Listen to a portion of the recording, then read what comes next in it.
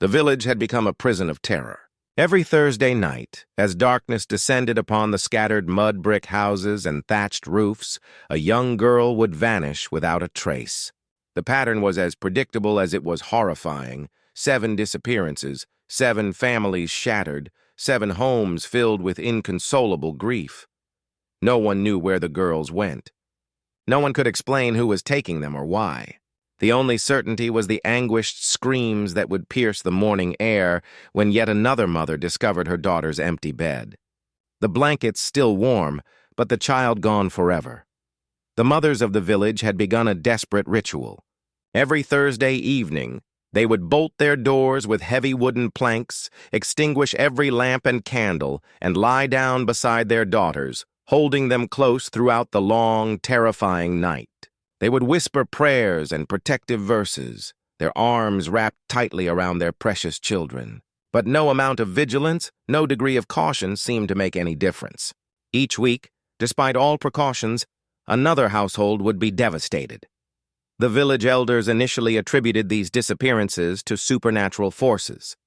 "It must be the jinns," they muttered to each other, stroking their long beards. "Dark spirits that walk in the night, stealing away young souls." Some spoke of ancient curses, of vengeful ghosts from forgotten graves. For several weeks, this explanation sufficed, and the villagers resigned themselves to the incomprehensible will of unseen forces. But as the weeks turned into months, and the disappearances continued with mechanical regularity, doubts began to creep into people's minds like poison seeping into fresh water. The supernatural explanation started to crack under the weight of too many coincidences, too many patterns. Supernatural beings, some reasoned, would not be so methodical, so precise in their timing. This had the marks of human planning, human cruelty. The whispers began tentatively at first, shared only in the most trusted company. "What if it isn't spirits at all?" one farmer would say to another as they worked their fields. "What if it's bandits from the hills?" Others suggested it might be rival tribes, settling old scores in the most heinous way imaginable. But gradually, like a deadly infection, a more dangerous rumor began to spread through the village, one that would shake the very foundations of their society. The disappearances, some began to suggest, were happening with the knowledge, perhaps even at the direction, of the government itself. More specifically, at the behest of Ibrahim Traoré, their own leader. The accusation was explosive. It spread through the village like wildfire through dry grass, whispered over market stalls, muttered during prayers, discussed in hushed tones as women drew water from the well. The idea that their own leader, the man they had celebrated, the man who had promised to protect them, might be behind these atrocities was almost too terrible to contemplate. Yet once the seed was planted, it grew rapidly in the fertile soil of fear and desperation. "How else do you explain it?" demanded a young man named Amadou, whose sister had vanished 3 weeks prior. "These disappearances happen like clockwork. Someone with organization with power must be behind them. And who has more power than Traoré?" The village elders wrung their hands in dismay. "If our own government cannot protect us, or worse, if they are the ones attacking us, then what hope do we have?" Their voices cracked with a mixture of fear and betrayal. The younger men, their blood hot with rage and their hearts broken by loss, began making bold declarations. "If one more girl disappears," they vowed, gathering in angry clusters, "we will march to the capital. We will demand answers from Traoré himself, and if he cannot give them, or if he is truly responsible, then we will make him answer for his crimes." The atmosphere in the village became increasingly volatile. Trust, the foundation of any community, was crumbling away like old mortar. Neighbors looked at each other with suspicion. Every stranger who passed through was scrutinized with hostile eyes. The social fabric that had held the village together for generations was unraveling thread by thread. Every Thursday, as the sun began its descent toward the horizon, painting the sky in shades of orange and crimson, a heavy dread would settle over the village like a suffocating blanket. The streets, normally alive with the sounds of children playing and vendors calling out their wares, would fall silent. Doors would be locked and barred. Oil lamps would be extinguished one by one until the village sat in darkness, collectively holding its breath. Families would huddle together in their homes, fathers gripping whatever weapons they could find, farming tools, kitchen knives, wooden clubs, while mothers clutched their daughters and prayed to every saint and spirit they could name. The night would stretch on endlessly, every sound amplified in the darkness, a dog barking, a shutter creaking, the wind whistling through gaps in the walls. Each noise could be the approach of the abductors, yet despite all their vigilance, despite the locked doors and the sleepless guards, come morning another girl would be gone. It was as if the abductors were ghosts, after all, capable of passing through walls and bypassing every defense. The helplessness was maddening, driving some villagers to the edge of despair and others to the brink of violence. For the village, this had transcended mere fear. It had become a matter of honor, of collective dignity. In their culture, protecting one's daughters was the most sacred duty of any father, any community. The continued disappearances weren't just crimes. They were public humiliations, proof that the village had failed in its most fundamental obligation.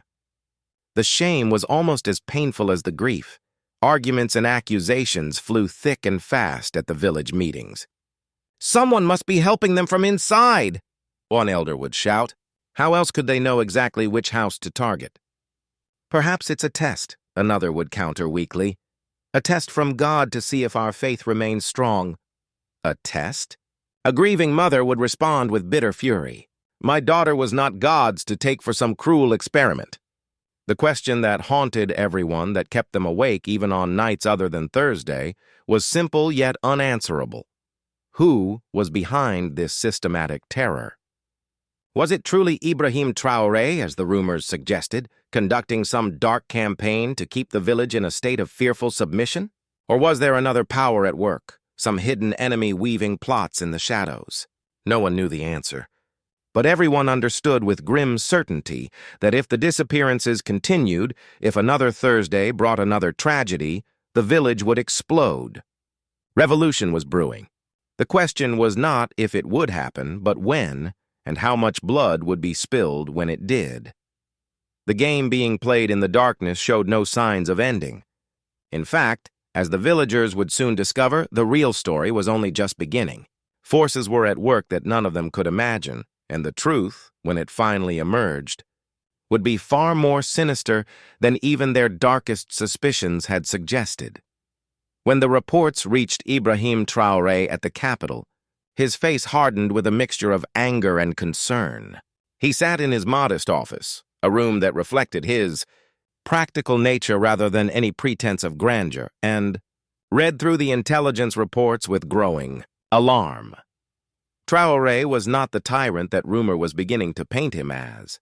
At 42 years old, he was a military man turned political leader, someone who had risen through the ranks not through family connections or wealth, but through competence, courage, and a genuine desire to serve his people.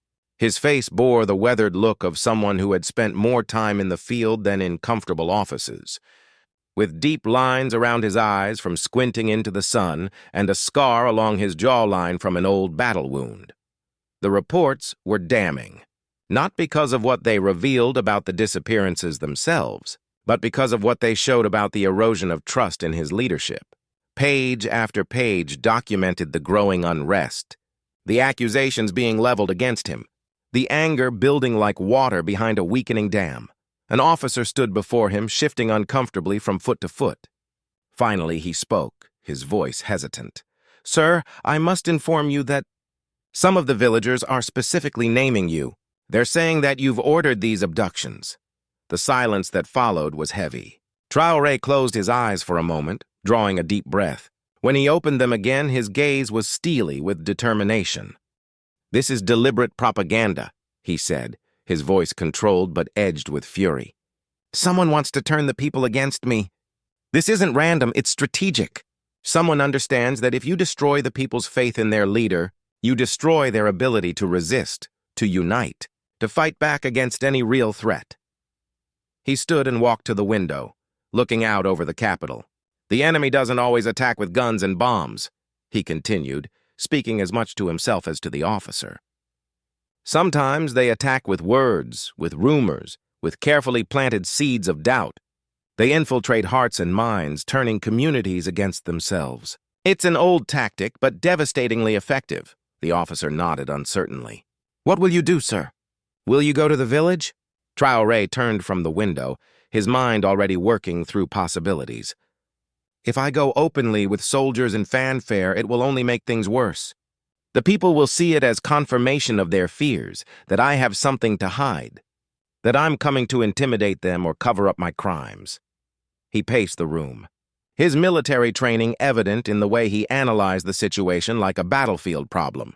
No, if I'm going to discover the truth and restore faith, I need to go alone in secret. I need to see with my own eyes what's happening, to move among the people without them knowing who I am. Only then can I uncover the real conspiracy at work here. It was a dangerous plan, possibly even foolhardy. A leader venturing alone into a village that was turning against him, without guards or protection, could easily end up dead in a ditch. But Traoré had never been one to ask his soldiers to take risks he wouldn't take himself. The next morning, before dawn broke over the capital, Ibrahim Traoré left his official residence dressed in the simple, worn clothing of a common farmer. He wore an old cloth wrapped around his head as a turban, the kind that field workers used to keep the sun off. In his hand, he carried a simple wooden staff, the sort that shepherds used. Across his shoulder, he slung a bag of grain, completing the disguise of a traveling merchant or migrant laborer. He left his official vehicle behind, instead catching a ride on a farmer's cart, headed in the direction of the troubled village. The farmer, an elderly man with skin like old leather and gaps where several teeth should have been, chattered amiably about crop prices and weather, never suspecting that his passenger was anyone of importance. As they traveled, Traoré observed the countryside with fresh eyes.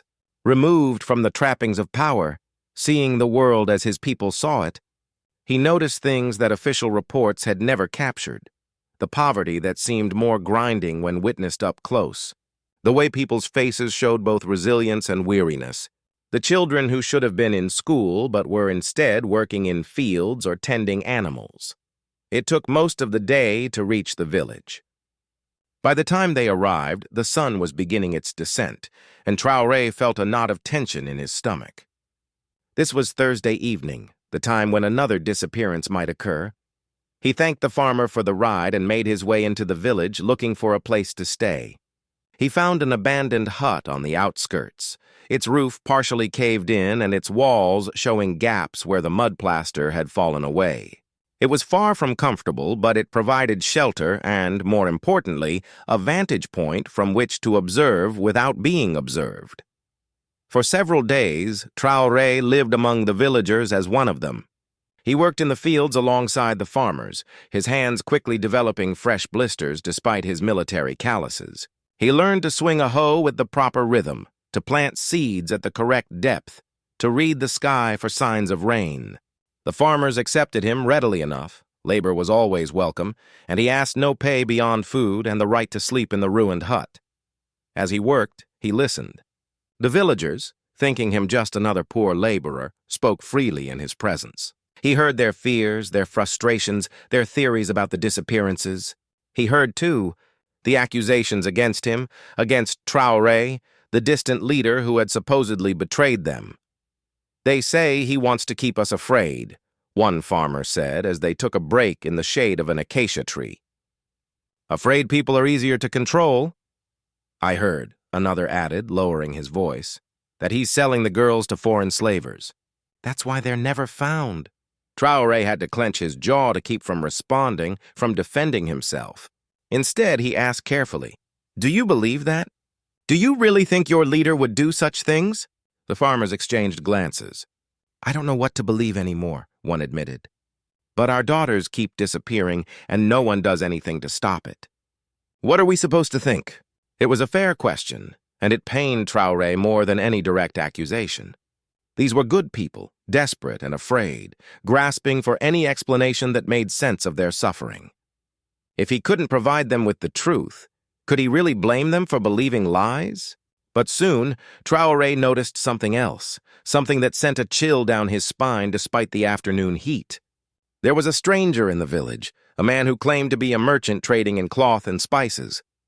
He set up a small stall in the village market, displaying his wares and chatting amiably with customers. Yet something about this merchant didn't ring true. For one thing, his goods were of poor quality and overpriced, not the inventory of a successful trader. For another, he seemed far more interested in talking politics than in making sales. And most tellingly, he was always asking questions, probing about people's loyalties, their faith in the government, their willingness to resist. Traoré began watching this man carefully, observing him from a distance as he went about his supposed business. The more he watched, the more convinced he became that this was no ordinary merchant. The man had a way of approaching people when they were most vulnerable. A father who had just lost his daughter, a young man nursing some grievance against local authorities. He would offer sympathy, agree with their complaints, and then, so subtly that they might not even notice, he would steer the conversation toward rebellion. "You're right to be angry," Traoré heard him tell a group of young men one evening. "Your government has failed you. Your leader has betrayed you. Perhaps it's time to consider taking matters into your own hands." Even more damningly, Traoré noticed that this merchant had a pattern to his movements. He would be visible and active in the village for most of the week, but every Thursday afternoon he would disappear. No one seemed to notice or comment on this, but to Traoré, who was specifically watching for patterns, it was glaringly obvious. Here, finally, was a concrete lead. The mystery wasn't supernatural, and it wasn't orchestrated from the capital. The answer was right here in the village, hiding in plain sight behind a merchant's friendly smile. But Traoré knew he needed more than suspicion. He needed proof, solid evidence that would convince not just himself, but the entire village. If he acted too quickly without irrefutable evidence, he might make things worse. The people might think he was simply trying to scapegoat an innocent man to cover his own guilt. So Traoré made a decision. He would follow this false merchant, track his movements, and discover once and for all who was behind the disappearances and why they were happening. Even if it meant putting himself in danger, even if it meant going without sleep for days, he would see this through to the end. The next Thursday was approaching, and Traoré prepared himself. He had a feeling that when it came, he would finally learn the truth. And that truth, he suspected, would reveal a conspiracy far more complex and sinister than anyone in the village had imagined. As the next Thursday approached, tension in the village rose to an almost unbearable level. Traoré, still maintaining his disguise as a simple laborer, watched everything with sharp, military-trained eyes while appearing to be just another worried villager going about his daily tasks. On Wednesday evening, he noticed increased activity around the merchant's stall. The man seemed agitated, constantly checking the position of the sun as if waiting for something. That night, Traoré barely slept, keeping watch from his ruined hut, ready to move at a moment's notice. Thursday dawned gray and overcast, matching the mood of the village. The usual routines continued: work in the fields, women drawing water from the well, children playing in the dusty streets. But there was a brittle quality to everything, like glass about to shatter. Everyone was counting down to nightfall. Traoré spent the day strategically positioning himself near the merchant's location. He worked in a field that offered a clear view of the main village paths, pretending to be absorbed in the back-breaking labor of clearing rocks from the soil, while actually tracking every movement in the market area. As the afternoon wore on, he saw exactly what he'd expected. The merchant began packing up his wares earlier than usual. He made a show of saying goodbye to various villagers, claiming he needed to reach the next town before dark. But instead of heading toward any town, Traoré saw him slip away toward the more isolated parts of the village. When the sun finally began to set, painting the sky in ominous shades of red and purple, the village transformed. As if by some unspoken signal, doors began closing, shutters being latched, lights being extinguished. Within the space of an hour, the once bustling village became a ghost town, silent and dark. Traoré positioned himself carefully in the shadows near the village center, where he could observe multiple paths.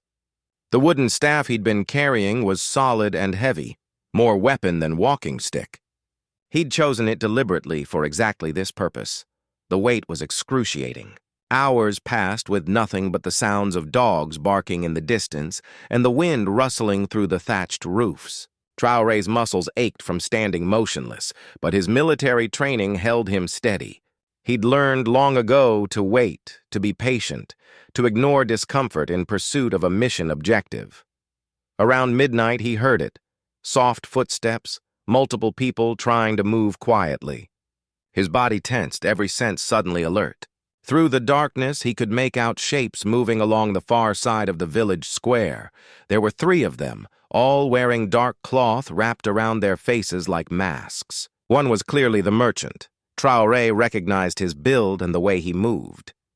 The other 2 were larger, muscular men who moved with the efficiency of those accustomed to violence. They approached one of the small houses, a structure identical to dozens of others scattered throughout the village. Traoré's heart raced.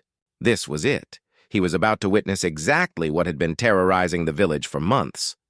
One of the masked men produced a tool and worked at the door's simple lock. Within seconds, it clicked open. The 3 slipped inside. Traoré heard a muffled scream, quickly cut short, and then they emerged, one of them carrying a limp form over his shoulder. A young girl, unconscious or drugged into compliance. Every instinct in Traoré's body screamed at him to intervene immediately, to rush forward and stop this atrocity while it was happening. But he forced himself to remain still. If he acted now, he might save this one girl, but he'd lose his chance to understand the full scope of the operation, to identify everyone involved, to discover where the other missing girls had been taken. He let them pass within 15 feet of where he stood hidden in the shadows. Once they'd moved beyond him, heading toward the outskirts of the village, he began to follow at a careful distance. The 3 men moved with practiced efficiency, clearly having done this before. They knew which paths to take to avoid the few villagers who might still be awake and watching. They moved along the edges of buildings, using every bit of cover, making remarkably little noise despite carrying their unconscious burden. Traoré followed like a ghost, his feet finding the quiet patches of ground automatically, avoiding anything that might crack or rustle. His years of military experience made him an expert in covert movement, and the 3 ahead of him never once looked back or showed any sign of suspecting pursuit. They left the village proper and headed into the scrubland beyond. The path they followed was barely visible even in the moonlight. Clearly not a main road, but something lesser, perhaps used by goat herders or hunters. The terrain became rougher, with more rocks and thorn bushes, making silent pursuit more difficult. Traoré had to slow down, increasing the distance between himself and his quarry to avoid being heard. After perhaps half an hour of walking, the men ahead stopped at what appeared to be an old, dried-up well. Traoré carefully moved closer, using the natural cover of bushes and rocks. Until he was perhaps 20 yards away, close enough to see and hear clearly, far enough to avoid detection, the men set down their burden, the unconscious girl, none too gently on the ground. Then the merchant, their obvious leader, pulled the cloth from his face. In the moonlight, Traoré got his first clear look at the man's features, and what he saw made his blood run cold with fury. The man wasn't African. His features, his skin tone, even the way he moved, all of it spoke to European heritage. And when he spoke, giving orders to his companions, he spoke in French, not in the local language. "This one will be added to the collection at the warehouse," the man said in French, his accent marking him as a native speaker. "When the village has lost enough daughters, when the grief and rage reach their peak, they'll turn on their leader completely. That's when our work will be complete." Traoré's suspicions were confirmed in that single moment. This was no random criminal operation, no simple slave trading or kidnapping for ransom. This was a deliberate political operation, designed specifically to destabilize his leadership and turn the people against their own government. And it was being orchestrated by foreign agents, almost certainly French intelligence, working to undermine African sovereignty. One of the other men removed a wooden cover from the old well. Inside, instead of water, Traoré could see bags and bundles. When one was opened, it revealed jewelry, torn pieces of clothing, and other personal effects. belongings of the missing girls, kept as trophies or perhaps as evidence to be discovered later to further incriminate Traoré and his government. The French agent continued speaking, and Traoré strained to catch every word. The beauty of this operation is its simplicity. We take the girls, we hide the evidence, we spread rumors blaming their own leader, and we watch as the community tears itself apart from within. No need for expensive military interventions, no need for obvious interference. Just psychological warfare at its finest. One of his companions laughed darkly. And if they do somehow figure out it's not their government, they'll assume it's bandits or a rival tribe. Either way, it creates instability. Either way, it makes them weaker, easier to manipulate and control. Traoré had heard enough. The girl lying unconscious on the ground couldn't wait any longer. Every moment delayed was another moment she remained in danger. And besides, he now had all the evidence he needed, not just suspicions or circumstantial details, but direct witness to the crime in progress and confirmation of foreign involvement. He stepped out from behind the bushes, his staff held ready, his voice cutting through the night like a blade. "This game ends tonight." The three men spun around, shock evident on their faces. For a moment, nobody moved, the night air thick with sudden tension. Then Traoré stepped further into the moonlight, letting them see him clearly. "I am the man you've been trying to destroy. I am Ibrahim Traoré, and you've just made a fatal mistake." The recognition in the French agent's eyes was immediate, followed quickly by calculation. He barked something in French to his companions, and they immediately drew knives, moving to attack. But Traoré had been preparing for this moment. The two larger men came at him first, knives glinting in the moonlight. The first thrust came fast and low, aimed at his midsection. Traoré sidestepped, bringing his staff around in a powerful arc that caught the attacker across the collarbone with a sickening crack. The man went down hard. The second attacker, learning from his companion's mistake, came in more cautiously, knife held in a fighter's grip. He feinted high, then slashed low. Traoré blocked the slash with his staff, then drove the end of it into the man's solar plexus, driving the air from his lungs. A follow-up strike to the side of the head dropped him to the ground, semi-conscious. The French agent made a break for it, running toward the bushes on the opposite side of the clearing. But Traoré was faster. Years of physical training had kept him in excellent condition, and he closed the distance in seconds, grabbing the agent by the collar and yanking him backward with such force that both men tumbled to the ground. They grappled in the dirt, the agent fighting with the desperate strength of a cornered animal. He managed to land a punch to Traoré's ribs, then another to his jaw. But Traoré had grown up fighting, had been a soldier for years, and had faced far more dangerous opponents than this pampered spy. He got the agent in a lock, forcing him face down into the dirt, then pulled off the man's mask completely.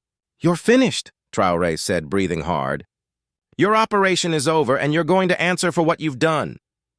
The agent, pinned and helpless, still managed a defiant laugh. "You think this changes anything?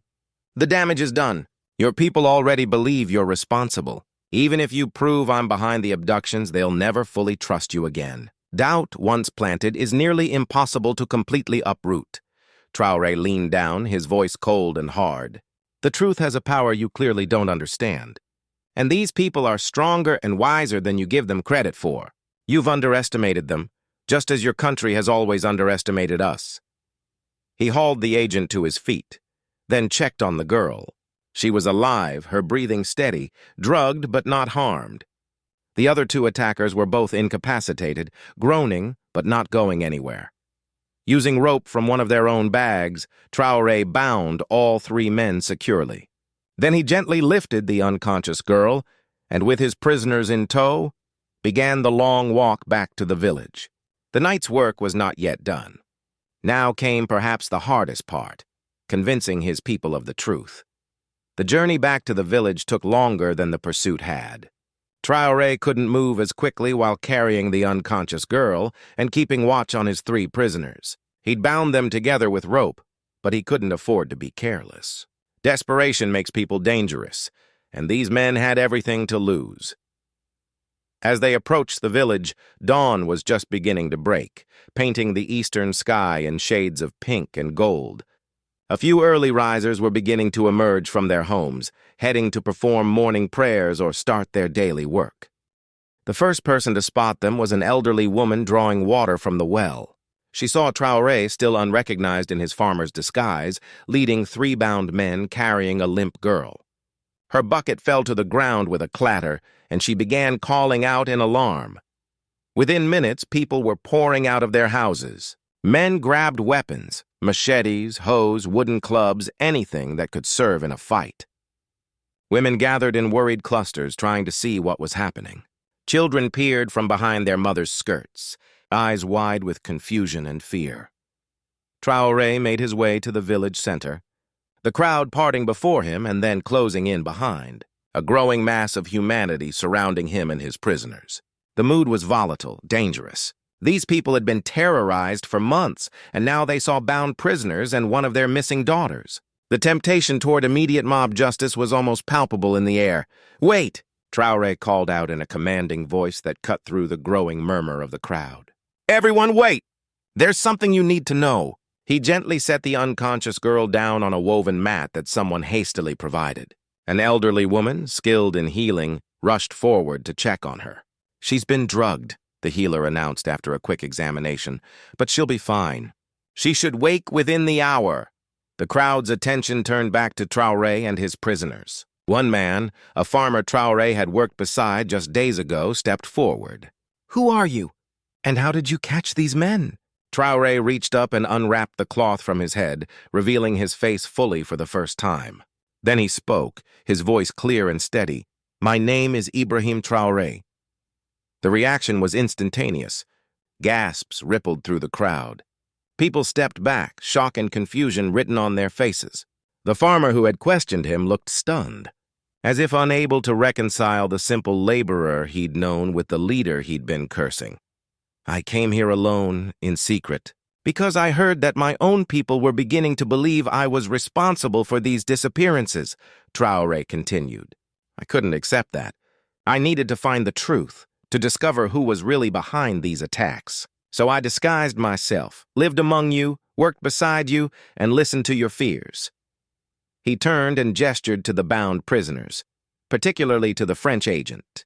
"And I found him. This man claimed to be a merchant, but he's actually a French intelligence agent. He and his accomplices have been systematically abducting your daughters, not for slavery or ransom, but for something more insidious, to turn you against me, to destroy your trust in your own government, to tear this community apart from within." A dangerous murmur ran through the crowd.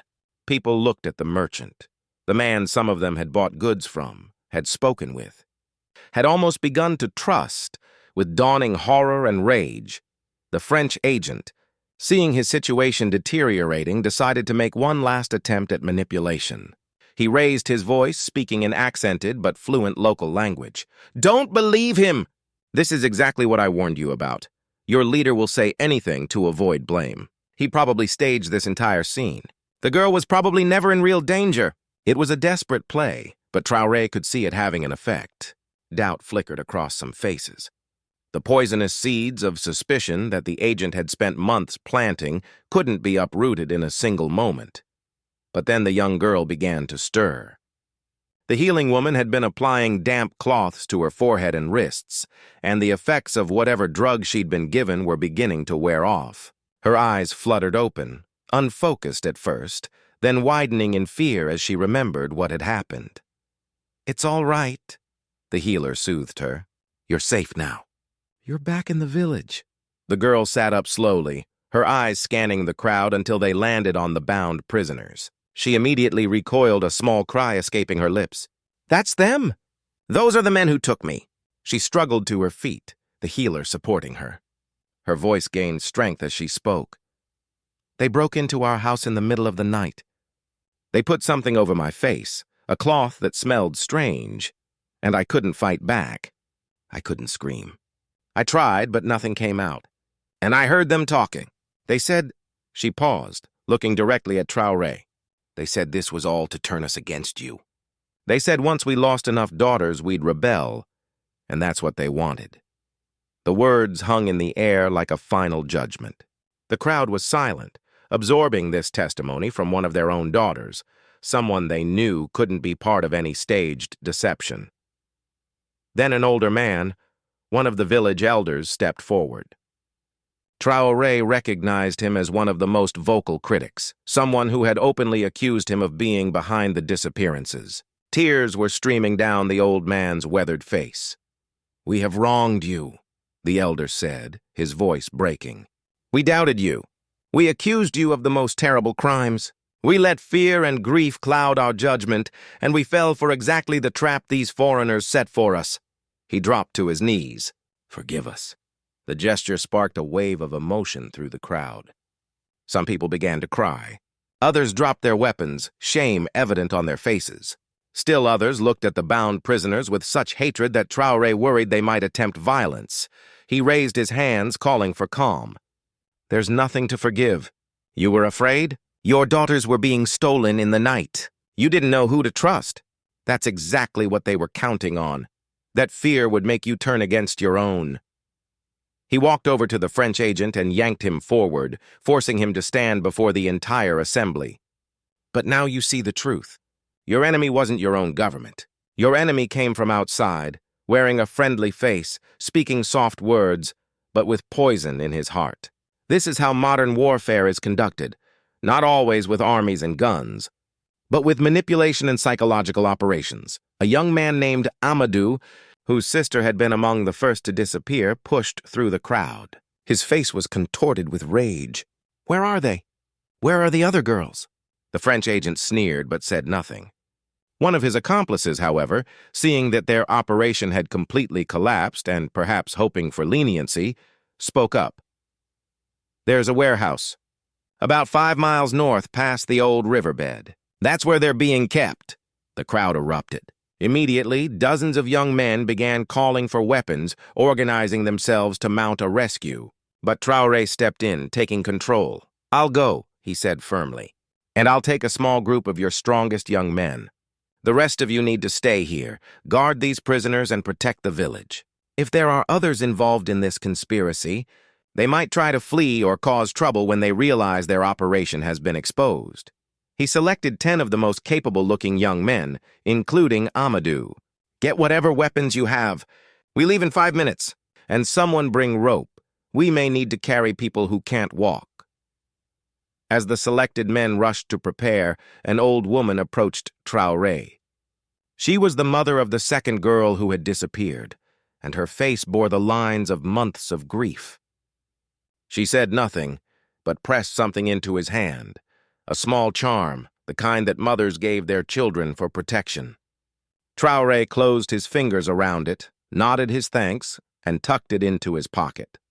The rescue party set out as the sun was fully rising, casting long shadows across the landscape. They moved quickly but carefully, Traoré leading the way based on the directions the prisoner had provided. The young men with him were energized by a combination of hope and righteous anger.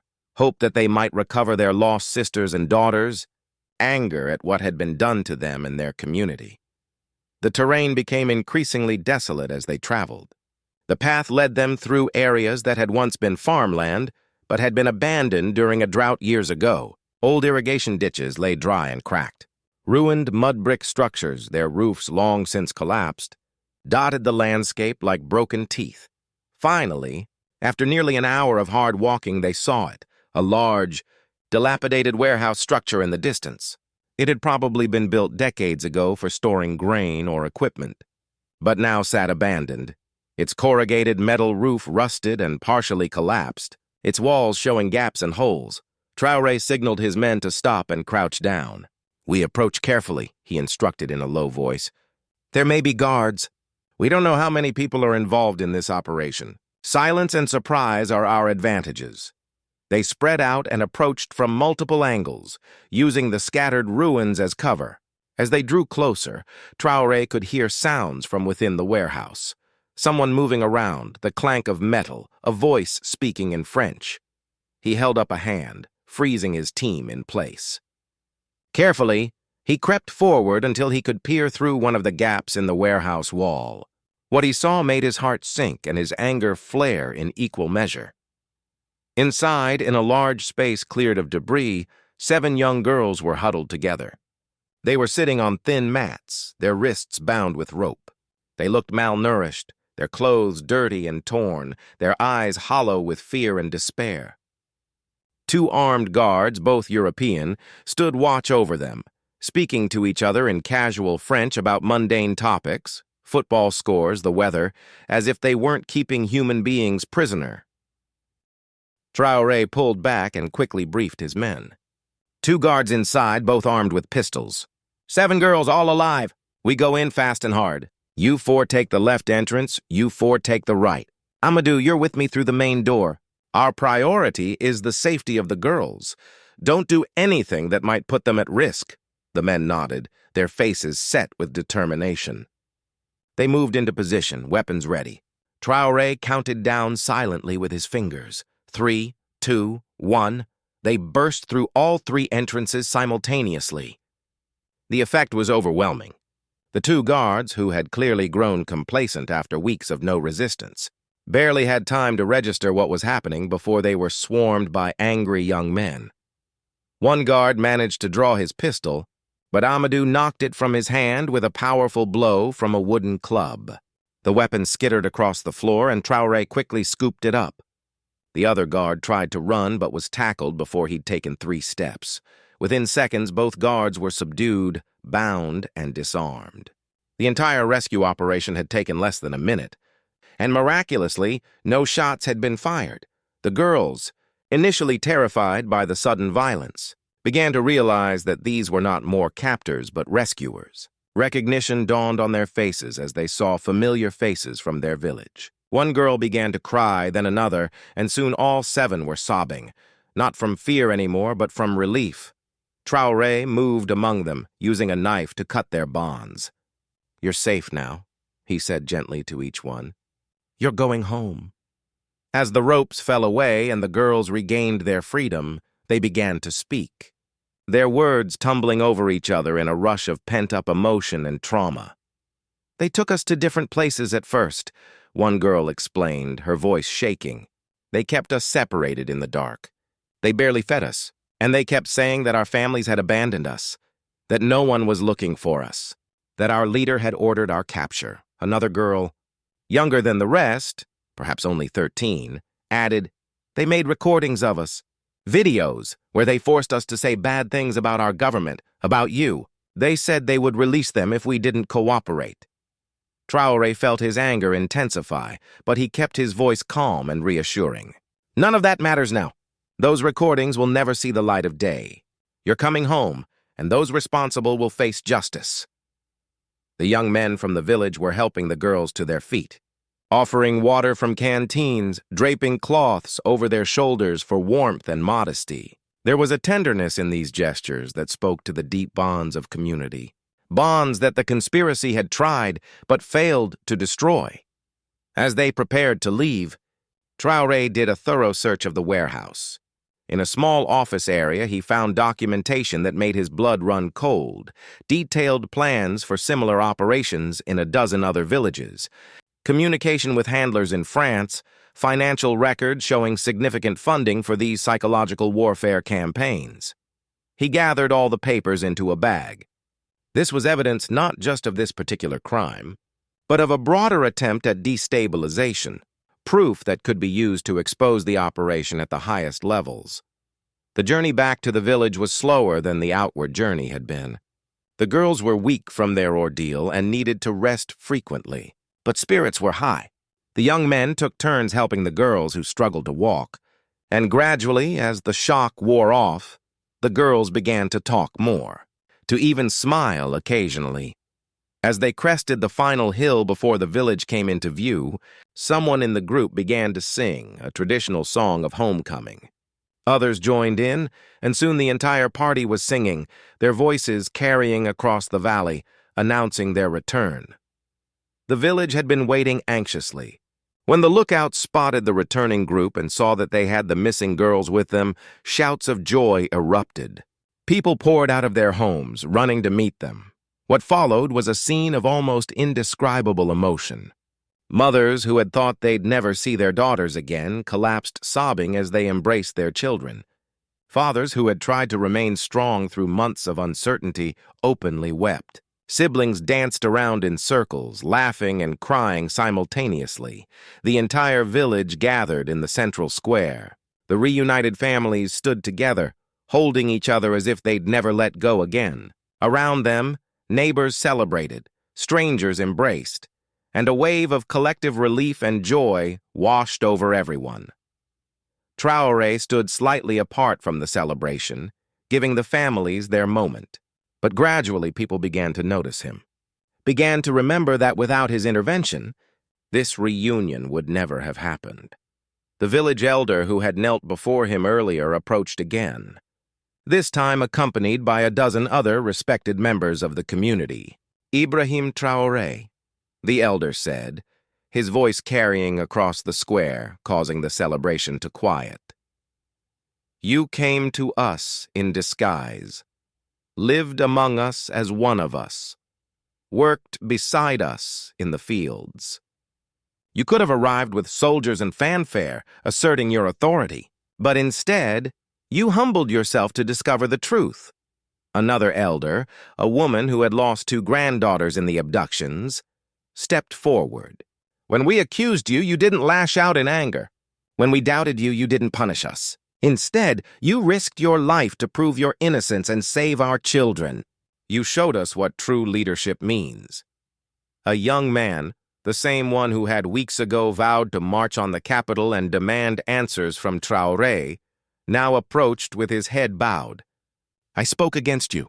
I urged others to see you as an enemy. I was wrong, and I'm ashamed." Traoré placed a hand on the young man's shoulder. "You weren't wrong to demand answers.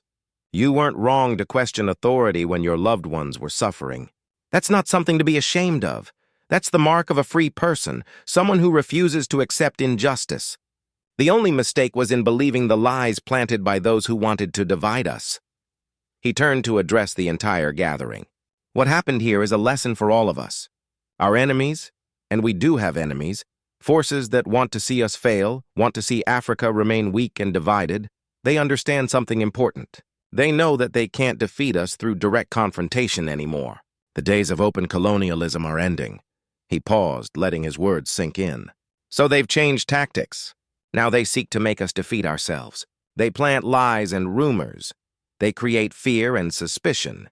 They turn communities against their own leaders and leaders against their own people. They rely on us to destroy ourselves from within, because that requires far less effort on their part." The crowd listened intently, many nodding in recognition and understanding. "But we've also learned something here," Traoré continued, his voice growing stronger. "We've learned that truth eventually will prevail over lies. We've learned that a community that holds together, that refuses to let suspicion tear it apart, is far stronger than any conspiracy. And we've learned that faith, not blind faith, but faith earned through action and proven through sacrifice, is the foundation upon which real unity is built." An elderly man raised his voice from the back of the crowd. "What will happen to the prisoners? What justice will be served? The 2 guards we captured at the warehouse and the 3 who were involved in tonight's abduction will be turned over to proper authorities," Traoré replied. "They'll face trial for kidnapping, for conspiracy, for their crimes against our people. The French agent will be expelled from the country and his actions reported to international authorities. France will have to answer for what its intelligence services have been doing on African soil." "And the other villages?" asked a woman. "You said there were plans for similar operations elsewhere." Traoré held up the bag of documents he'd recovered. "These papers contain details of operations planned for 12 other communities. I'm returning to the capital tomorrow to ensure that every one of those communities is warned, that the conspirators in those areas are identified and stopped. What we've prevented here will prevent everywhere." A cheer went up from the crowd, but Traoré raised his hands for silence once more. "However, I need you all to understand something crucial. We won this battle, but the war isn't over. There will be other attempts, other schemes, other efforts to destabilize and divide us. Some will be as obvious as this one turned out to be. Others will be far more subtle." He walked slowly through the crowd as he spoke, making eye contact with individuals, connecting with them on a personal level. The only way we can prevail is by staying united, by questioning what we're told but verifying before we believe, by remembering that those who seek to rule over us often try to do so by making us afraid of each other rather than afraid of them. A young woman, one of the rescued girls, stepped forward. Her name was Fanta, and she had been missing for nearly 2 months. "I want to say something," she said, her voice uncertain but determined. The crowd quieted to hear her. "When they had us imprisoned, they told us that you, our families, our village, our government, had abandoned us. They said no one cared, that no one was looking for us. They tried to make us believe that we'd been forgotten." Her voice grew stronger as she continued. "But we never believed it. Even in our darkest moments, we held on to hope. We knew our families loved us. We knew our community wouldn't give up. And now, seeing all of you here, seeing what you did to find us, we were right to have hope." Tears were flowing freely now among many in the crowd. Fanta's mother rushed forward to embrace her daughter again, and soon other families were doing the same. The square filled with tight clusters of reunited loved ones. As the emotional intensity of the moment began to ease, practical concerns started to emerge. The girls needed medical attention, proper food, and rest. The prisoners needed to be securely held until they could be transported to proper detention. The village itself needed to begin recovering from months of trauma. But there was also celebration to be had. Someone brought out drums, and soon a rhythm was being beaten out, the ancient heartbeat of Africa itself. Dancing began, tentative at first, then growing more energetic as joy overcame exhaustion. Traoré found himself pulled into the celebration despite his attempts to remain on the sidelines. The young men who had accompanied him on the rescue insisted that he dance with them, and eventually he relented, his reserved military bearing giving way to the simple pleasure of moving with his people, sharing in their happiness. As the celebration continued, food was brought out. Whatever families could spare from their stores offered gladly for this occasion. It became an impromptu feast, with everyone in the village contributing something. Children who had been frightened and quiet for months were laughing and playing again. Elders who had been bowed under the weight of worry stood straighter, their faces transformed by smiles. Night began to fall. Thursday night, the time that had for so long brought terror. But this Thursday was different. Instead of darkness and fear, there was firelight and joy. Instead of locked doors and whispered prayers, there was open celebration and loud songs.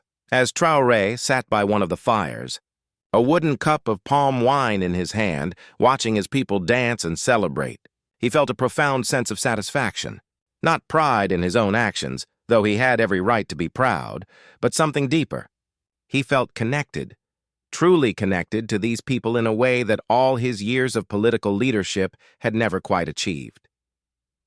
The village elder sat down beside him, groaning slightly as his old bones settled. For a long moment, they simply sat together in companionable silence, watching the celebration. Finally, the elder spoke. "You know, when I was a young man, we fought for independence. We thought that once we drove out the colonizers, once we governed ourselves, all would be well. We were naive." Traoré nodded, waiting for the elder to continue. "We didn't understand that the colonizers would never truly leave. They would just change their methods, find new ways to control and exploit. Tonight you exposed one of those methods. But you also showed us something more important. You showed us that we're not powerless against these tactics. We can recognize them, resist them, defeat them." "The real power," Traoré replied quietly, "has always been with the people. Leadership just helps channel and direct that power. What happened here happened because this community refused to give up on its daughters, refused to accept their loss as inevitable. I just helped expose the truth. The courage, the resistance, the unwillingness to surrender, that all came from you, from them." He gestured to the celebrating villagers. "That's what our enemies fear most. Not our armies or our governments, but our unity, our resilience, our refusal to be broken. As long as African communities hold together, as long as we remember who we are and what we're capable of, We'll survive any conspiracy, overcome any challenge." The elder smiled, deep wrinkles forming around his eyes. "You've learned wisdom to go with your courage. That's why you're a good leader. Not because you're strong or smart, many are strong and smart, but because you understand that leadership is service, not domination." The celebration continued long into the night. At some point, someone began telling the story of what had happened, narrating it for those who had missed parts of the action. The story would be refined and retold many times in the years to come, becoming part of the village's oral history, a tale of betrayal and redemption, of darkness and light, of how unity triumphed over division. The next morning dawned bright and clear, as if the weather itself wanted to celebrate the village's deliverance. But even as the immediate crisis had passed, there was still much work to be done. Traoré spent the morning meeting with the village elders and leaders, helping them plan for the recovery process.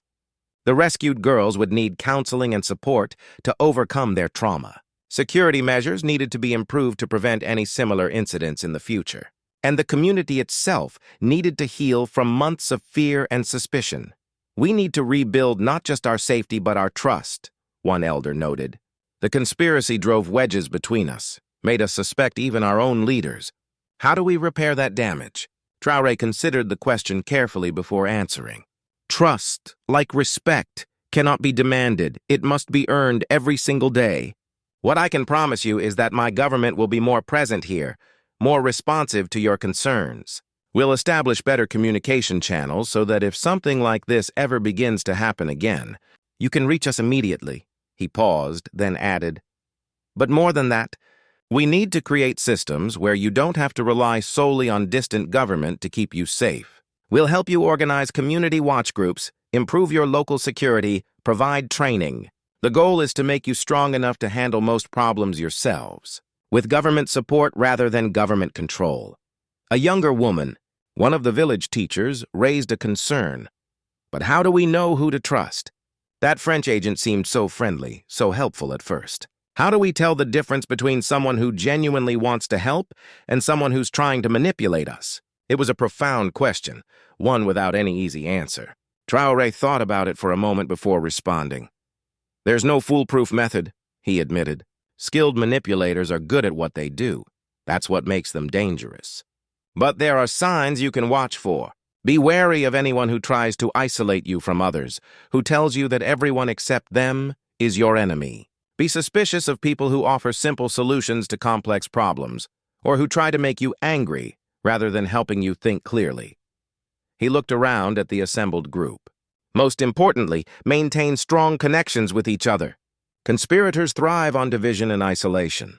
They want you distrusting each other because that makes you weaker. If you maintain open communication, if you share concerns and verify information with each other, it becomes much harder for anyone to manipulate you." The discussion continued for several hours, covering everything from practical security measures to psychological resilience. Traoré was impressed by the thoughtfulness of the questions and the wisdom of many of the suggestions. These were not passive victims waiting to be saved. They were active participants in their own defense and recovery. Around midday, a commotion outside interrupted the meeting. Traoré stepped out to find a military vehicle approaching, followed by several others. He'd sent word back to the capital the previous evening, and now reinforcements had arrived. A colonel emerged from the lead vehicle and saluted sharply. "Sir, we came as soon as we received your message. We're here to transport the prisoners and provide whatever assistance the village needs."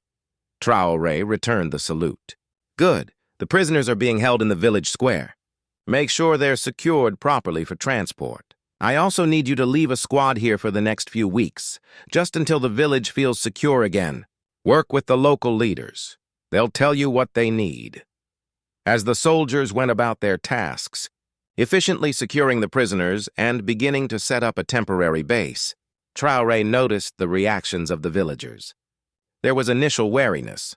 Armed soldiers in the village could be seen as threatening, but as they watched the soldiers taking orders from Traoré and treating the villagers with respect, the tension eased. The French agent, being loaded into one of the vehicles, made one final attempt at disruption. "You think this is over?" he shouted, his voice carrying across the square. You think catching me changes anything? There are dozens like me, hundreds of operations. You can't stop what's coming. Africa will never truly be free, we'll make sure of that. For a moment, silence fell over the square as people absorbed these hateful words. Then Amadou, the young man who had been so vocal in his criticism of Traoré, stepped forward. He walked right up to the vehicle where the agent was being held and looked him straight in the eye. "You're wrong," Amadou said, his voice calm but firm. "You're wrong because you fundamentally misunderstand us. You think we're weak because we're divided. You think you can defeat us because we sometimes fight among ourselves. But you don't understand that iron is forged through fire.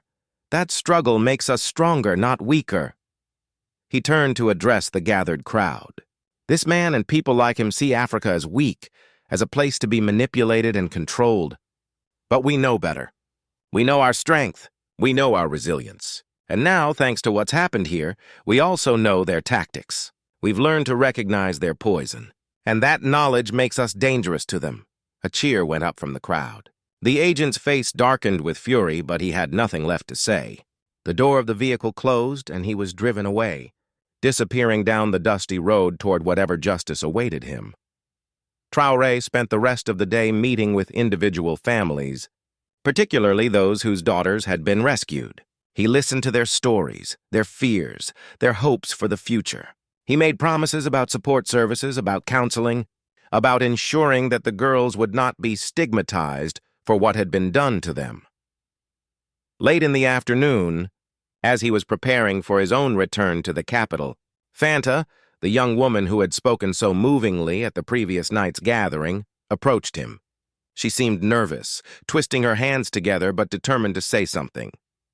"Sir," she began, then paused, gathering her courage. "I wanted to thank you. Not just for rescuing us, though that means everything, but for something else."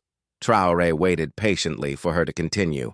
"While we were prisoners, they tried to break us. They tried to make us feel worthless, powerless, like objects to be used however they wanted. And in those dark moments, I sometimes almost believed them. I thought maybe I was weak. Maybe I deserved what was happening." Tears began to roll down her cheeks, but her voice remained steady. "But then you came. And not just you. All of you." She gestured to the village around them. "And I realized something important. The fact that you searched for us, that you never gave up, that you risked everything to bring us home. That proved that we had value, that we mattered, that we were worth fighting for." She looked directly at Traoré, her eyes intense. "So thank you for reminding me of my own worth, for showing me that I'm not a victim but a survivor. And thank you for teaching me that real strength isn't about never being hurt. It's about getting back up after you've been knocked down." Traoré felt a lump in his throat. He reached out and placed his hands on her shoulders in a gesture that was almost paternal. "Fanta, you had that strength all along. All I did was help remove the obstacles in your path.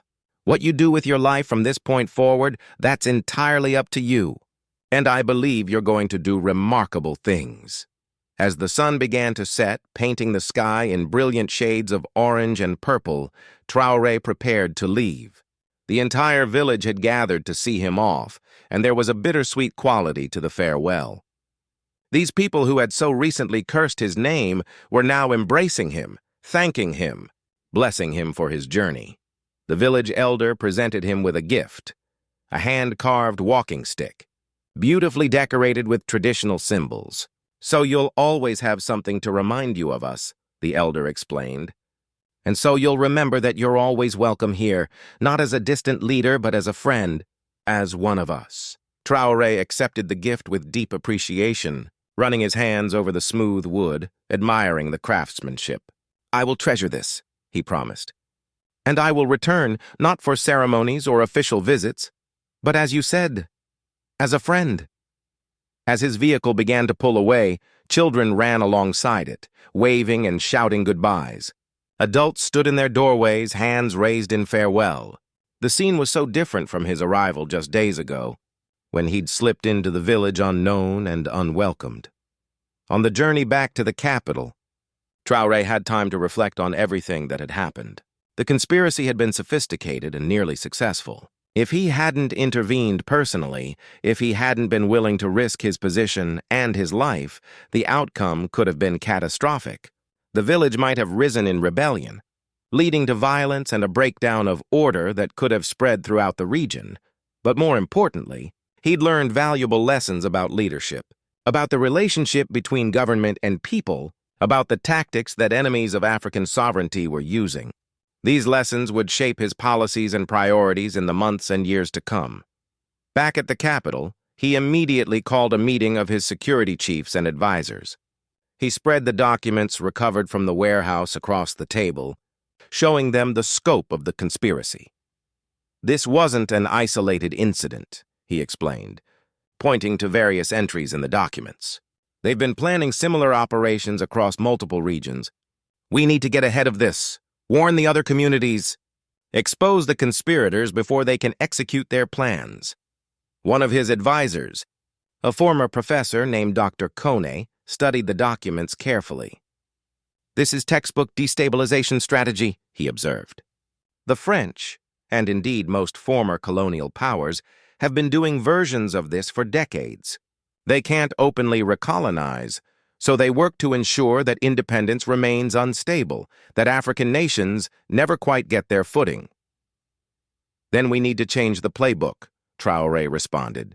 We need to educate our people about these tactics, build resilience into our communities, create systems that can't be so easily manipulated.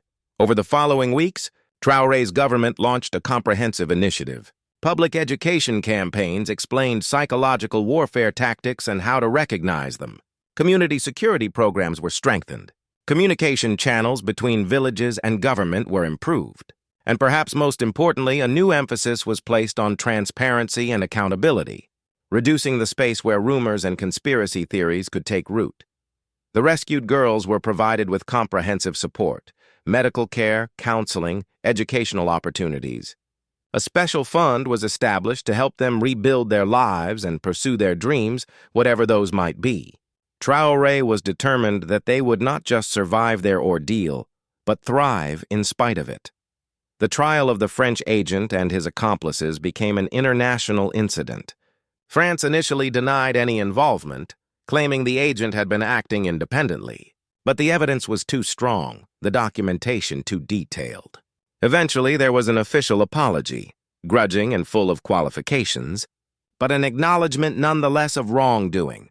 More importantly, the incident sparked a broader conversation across Africa about neocolonialism, about the methods by which former colonial powers continued to exert influence and control.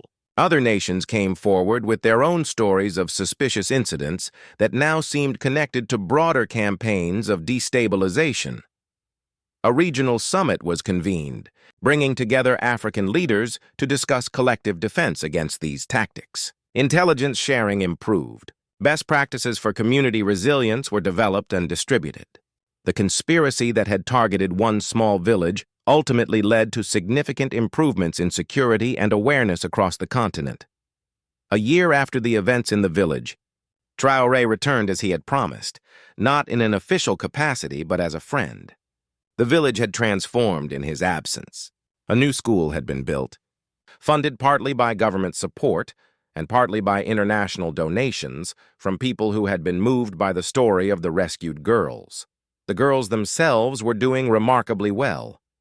Fanta had become a student teacher, working at the new school and advocating for girls' education throughout the region. Others had pursued different paths. One was training as a nurse. Another had become an apprentice to the village craftsman.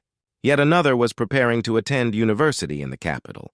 The village held a celebration for Traoré's visit, but it was more relaxed and joyful than solemn. There were the inevitable speeches and formal recognitions, but there was also music, dancing, shared meals, and the warmth of genuine friendship. At one point, Traoré found himself sitting under the same tree where he'd once listened to farmers complaining about him, unaware of his identity. Now those same farmers sat with him as equals, sharing jokes and stories. The difficult past acknowledged but not defining their present relationship. "You know," one of the farmers said, "I was thinking about something. That French agent, he was wrong about almost everything, but he was right about one thing. Traoré raised an eyebrow, curious. He was right that doubt, once planted, is hard to completely remove. But what he didn't understand is that the same is true of trust. Once trust is built, really built through shared struggle and proven character, that's also hard to destroy. What happened here made our trust in you stronger, not weaker, because it was tested and proven genuine. Traoré smiled, appreciating the insight. That's a wise observation. And it suggests something important, that maybe betrayal and conspiracy, painful as they are when they happen, can sometimes serve a purpose. They force us to examine our relationships, to distinguish between what's real and what's false, to build stronger foundations. As the sun set on that visit, Traoré stood at the edge of the village, looking back at the houses, the people, the life that had been preserved and was now flourishing. He thought about the journey that had brought him here, about the girl who had disappeared and the conspiracy that had been exposed, about the unity that had been forged through adversity. In that moment, he understood something profound. True sovereignty isn't just about borders and governments, about flags and constitutions. It's about people who know their own worth, who understand their strength, who refuse to be divided against themselves. It's about communities that hold together even when dark forces try to tear them apart. The village had learned these lessons through painful experience. And in learning them, they had become not just free, but powerful, possessed of a strength that no conspiracy could ever truly threaten again. As he climbed into his vehicle for the return journey, the carved walking stick beside him, Traoré knew that the work was far from over. There would be other conspiracies, other attempts to destabilize and divide. But now there was also knowledge, resilience, and most importantly, a people who understood their own power and wouldn't easily be manipulated again. The shadow of betrayal had passed. In its place stood the light of truth, hard-won and precious. And that light, Traoré believed, would continue to illuminate the path forward for years to come. The end.